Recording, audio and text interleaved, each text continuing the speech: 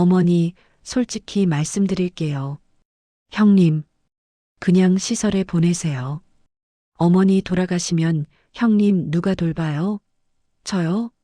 제 처자식도 건사하기 힘든데 형님 똥기저기까지 갈라고요?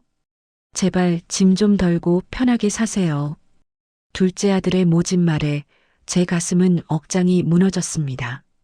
하지만 더 비참한 건 그 말에 대꾸조차 할 수 없는 제 처지였습니다.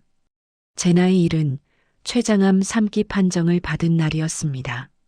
그리고 제 옆에는 40살이지만 지능은 5살에 멈춰버린 덩치 큰 아들. 상우가 해맑게 웃으며 김밥을 우물거리고 있었죠. 엄마, 김밥 맛있다. 헤헤. 입가에 밥풀을 잔뜩 묻힌 아들을 보며 저는 결심했습니다. 그래, 같이 가자.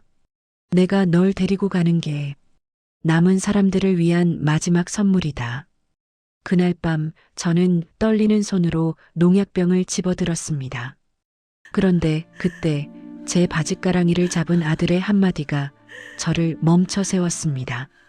과연 바보 같은 우리 아들은 뭐라고 했을까요? 눈물 없이는 볼 수 없는 기적 같은 이야기 지금 시작합니다. 안녕하세요. 저는 서울 변두리 임대 아파트에 사는 70세 김영자입니다. 저에게는 세상에서 제일 아픈 손가락, 큰아들 상우가 있습니다. 상우는 발달장애 1급입니다. 키는 180이 넘는 거구지만 정신연령은 어린아이에 머물러 있죠. 남편은 상우가 중학생 때 병신 자식 꼴 보기 싫다며 집을 나가버렸고 저는 식당 설거지, 파출부 일을 하며 악착같이 상우와 둘째를 키웠습니다. 매일 아침 상우 세수를 시키고 밥을 떠먹이고 혹여나 밖에 나가 사고 칠까봐 방문을 걸어 잠그는 일상. 힘들었지만 익숙했습니다. 제가 살아있는 한 상우는 제 품 안에서 안전했으니까요. 그게 제 운명이라 믿었습니다. 그러던 어느 날 청천벽력 같은 소식을 들었습니다. 소화가 안 돼 병원을 찾았는데 췌장암 3기라더군요. 길어야 6개월. 눈앞이 캄캄했습니다. 죽음이 두려운 게 아니었습니다. 내가 없으면 당장 끼니도 못 챙겨 먹을 상우, 덩치만 컸지. 세상 물정 하나 모르는 우리 상우가 걱정돼 미칠 것 같았습니다. 멀쩡한 둘째 아들은 형 때문에 내 인생 망쳤다며 연을 끈다시피 했고 며느리는 명절에도 코빼기 한 번 안 비칩니다. 저에게는 간절한 욕망이 생겼습니다. 상우가 나 없이도 세상에서 살아남게 하고 싶다. 아니, 적어도 시설에 가서 굶어 죽지 않을 정도로는 만들어 놓고 가야 했습니다. 저는 그날로 독해지기로 마음먹었습니다. 평생 제가 다 해주던 밥, 빨래, 청소를 딱 끊었습니다. 상우야, 이제 내가 해. 엄마는 아파서 못해. 상우는 당황했습니다. 엄마 밥 줘. 배고파. 하며 칭얼거렸지만 저는 이불을 뒤집어 쓰고 모른 척했습니다. 가슴이 찢어지는 것 같았지만 어쩔 수 없었습니다. 그리고 상우 손을 잡고 세상 밖으로 나갔습니다. 동네 마트에서 두부 사는 법, 버스 타는 법, 횡단보도 건너는 법을 가르쳤습니다. 평생 방 안에만 가둬두었던 아들을 제가 죽기 전에 세상 밖으로 밀어내기 시작한 겁니다. 하지만 세상은 냉혹했습니다. 마트에서 상우가 실수로 진열대를 건드려 물건이 쏟아지자 주인은 대뜸 소리를 질렀습니다. 아니, 다 큰 어른이 칠칠 맞게. 이봐요, 할머니, 애 관리 좀 잘해요. 재수없게. 진짜. 버스에서는 상우가 혼잣말을 중얼거린다고 젊은 사람들이 눈을 흘기며 자리를 피했습니다. 미친 사람 아니야? 왜 보호자 없이 태워? 수군거리는 소리가 비수처럼 꽂혔습니다.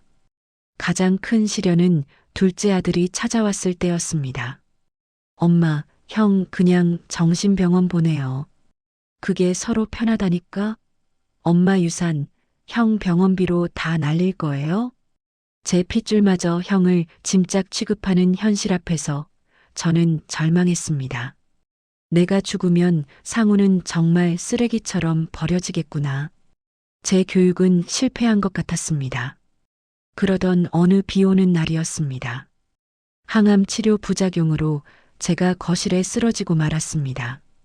정신이 혼미해지는 와중에도 상우 밥 줘야 하는데 하는 생각뿐이었습니다. 얼마나 지났을까요? 눈을 떠보니 응급실이었습니다. 그리고 제 손을 꼭 잡고 있는 건 둘째 아들이 아니라 바보 상우였습니다. 옆에 있던 간호사가 놀라운 이야기를 해주더군요. 할머니, 아드님이 정말 대단하세요. 할머니 쓰러지시니까 119에 전화해서 엄마 아파, 엄마 살려줘 하면서 집 주소를 또박또박 말하더래요. 그리고 구급차 타고 오는 내내 할머니 손을 한 번도 안 놓았어요. 저는 멍해졌습니다. 숫자도 10가지밖에 못 세던 아이가 집 주소를 외우고 119에 신고를 했다니. 알고 보니 제가 매일 밤 상우야, 엄마. 아프면 여기로 전화해라며 머리맡에 붙여둔 종이를 상우는 매일매일 외우고 있었던 겁니다. 퇴원 후 집으로 돌아왔는데 식탁 위에 삐뚤빼뚤한 글씨가 적힌 종이가 있었습니다. 엄마 아프지 마. 상우가 지켜줄게. 그리고 그 옆에는 제가 가르쳐 준 대로 마트에서 사온 죽 한 그릇이 식은 채 놓여 있었습니다. 그 순간 저는 바닥에 주저앉아 통곡했습니다. 저는 상우를 보살핌이 필요한 존재, 내가 없으면 아무것도 못하는 바보라고만 생각했습니다. 하지만 상우는 아니었습니다. 상우는 저를 사랑하고 있었고, 저를 지키기 위해 나름의 방식으로 세상과 싸우고 있었던 겁니다. 제가 독하게 굴었던 지난 몇 달간 상우는 상처받은 게 아니라 엄마를 지키기 위해 성장하고 있었습니다. 그 대가로 저는 아들을 믿지 못했던 못난 어미라는 죄책감을 뼈저리게 느껴야 했습니다. 저는 더 이상 죽음을 서두르지 않기로 했습니다. 그리고 상우를 세상에 숨기지 않기로 했습니다. 동네 반상회에 나가 솔직하게 말했습니다. 제 아들이 조금 부족합니다. 하지만 누구보다 착한 아이입니다. 제가 죽고 나면 우리 상우가 동네에서 밥이라도 사 먹을 수 있게 여러분이 조금만 도와주세요. 무릎 꿇고 비는 저를 보며 까칠했던 마트 주인도 쌀쌀맞던 옆집 새댁도 눈시울을 붉혔습니다. 할머니, 걱정 마요. 상우 씨 우리 가게 오면 내가 덤이라도 더 줄게. 세상은 생각보다 따뜻했습니다. 제가 마음의 문을 여니 이웃들도 문을 열어주었습니다. 이제 저는 하루하루가 선물 같습니다. 상우는 이제 혼자 복지관 버스를 타고 출근을 합니다. 단순 조립일이지만 첫 월급을 받아 제 빨간 내복을 사왔더군요. 엄마, 이거 입어. 따뜻해. 그 내복을 입고 저는 펑펑 울었습니다. 저는 췌장암 환자지만 지금이 제 인생에서 가장 행복한 시절입니다. 장애가 있는 자식은 천벌이 아니라 남들은 모르는 순수한 사랑을 가르쳐 주러 온 천사였다는 걸 이제야 알았으니까요. 여러분, 혹시 지금 자식 때문에 혹은 힘든 현실 때문에 죽고 싶다고 생각하시나요? 조금만 더 버티세요. 그리고 조금만 더 믿어주세요. 우리가 보지 못했을 뿐, 기적은 이미 우리 곁에서 숨쉬고 있을지도 모릅니다. 바보 상우가 제 목숨을 구하고 저를 살게 한 것처럼 말이죠. 오늘 밤 곁에 있는 가족의 손을 한번 꼭 잡아주시는 건 어떨까요? 지금까지 사연 읽어주는 여자였습니다.